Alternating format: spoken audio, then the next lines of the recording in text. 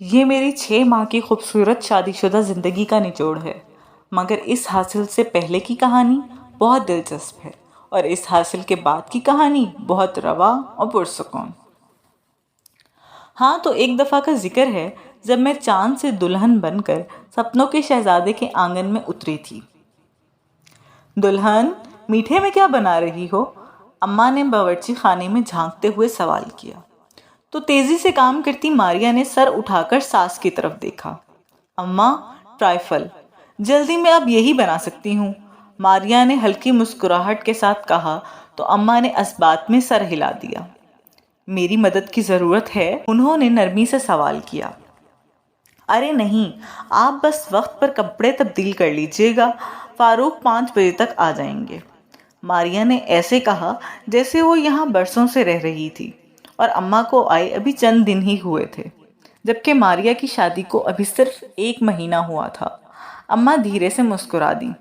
وہ اپنے اکلوتے اور لاڈلے بیٹے کے ہر معمول سے بخوبی واقف تھیں، مگر بہو کے مان اور یقین قائم رکھنے کے لیے سر ہلا دیا۔ کیک کا آرڈر کر دیا ہے؟ واپس پلٹتی اماں کو کچھ یاد آیا تو رک کر پوچھنے لگی۔ ہاں، علی سے کہا ہے، کچھ دیر تک لے آئے گا، ماریا نے اپنے چھوٹے بھائی کا نام لیتے ہوئے کہا۔ اچھا، کون سا کیک منگوایا ہے؟ اماں نے کسی خدشے کے تحت پوچھا۔ چاکلیٹ، ماریا نے مصروف انداز میں کہا، مگر فاروق کو چاکلیٹ کیک پسند نہیں ہے، وہ کافی کیک شوق سے کھاتا ہے، اماں نے کہا تو ماریا کے چہرے پر پریشانی پھیل گئی۔ مگر اب تو آرڈر دے دیا ہے، بلکہ علی کیک لے کر آتا ہی ہوگا، ماریا نے پرسوچ انداز میں کہا۔ اچھا، کوئی بات نہیں، فاروق آج چاکلیٹ کیک کھا لے گا، اماں نے مسکرا کر تسلی دی تو ماریا نے اثبات میں سر ہلا دیا۔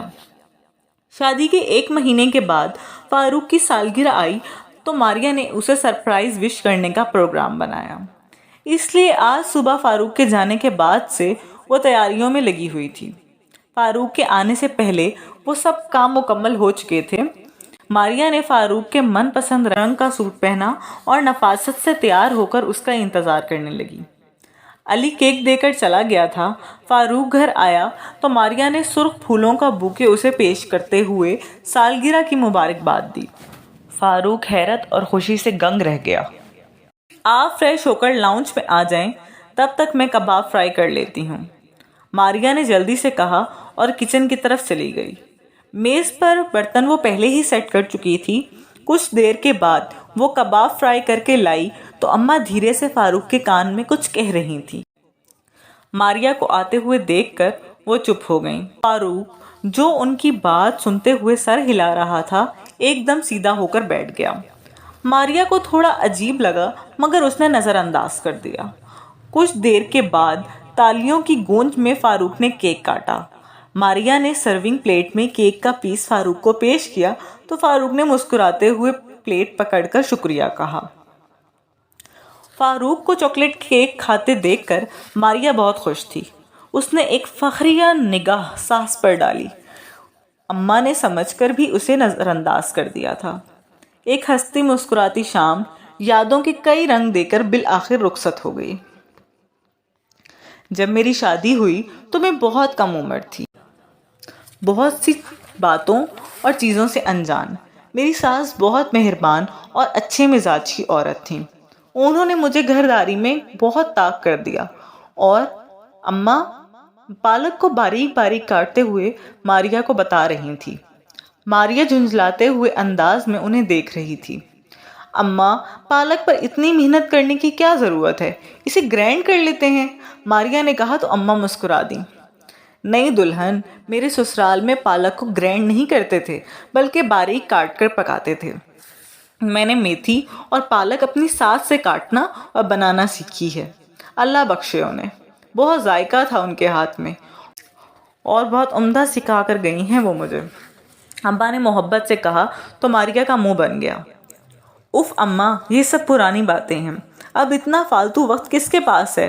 میری امی بھی پالک بناتی ہیں، وہ پالک کو ابال کر گرائنڈ کر لیتی ہیں، ذائقے میں وہ بھی بہت کمال بنتی ہے، ماریا نے فخریہ انداز میں کہا تو اماں نے اثبات میں سر ہلایا۔ ہاں، تمہاری اماں کے ہاتھ میں بہت ذائقہ ہے، اماں کے سراہنے پر ماریا کا سر مزید تن گیا۔ جی، اور میں نے سب کچھ اپنی امی سے ہی سیکھا ہے، ماریا نے طنزیہ انداز میں کہا اور وہاں سے اٹھ کر چلی گئی۔ اماں خاموشی سے پالک کو کاٹتے ہوئے کچھ سوچ رہی تھی۔ پتہ نہیں میری ساس کے ساتھ کیا مسئلہ ہے، ہر بات اور ہر چیز میں اپنے ماضی کا حوالہ دیتی ہیں۔ ماریا فون کان سے لگائے کمرے میں ادھر سے ادھر چکر کاٹ رہی تھی۔ اب کیا ہوا ہے؟ اس کی بہترین دوست ہیرا نے مسکراتے ہوئے پوچھا۔ ماریا اپنے ہر مسئلے کے لیے اسی سے رابطہ کرتی تھی۔ ہونا کیا ہے، وہی روز کی باتیں، اعتراض وغیرہ۔ ماریا نے ناگواری سے کہا، تو تم سنتی ہی کیوں ہو؟ نظر انداز کر دیا کرو۔ ہیرا نے لاپرواہی سے کہا۔ سننا تو پڑتا ہے جب سامنے والا بار بار سنائے، ماریا نے منہ بنا کر کہا۔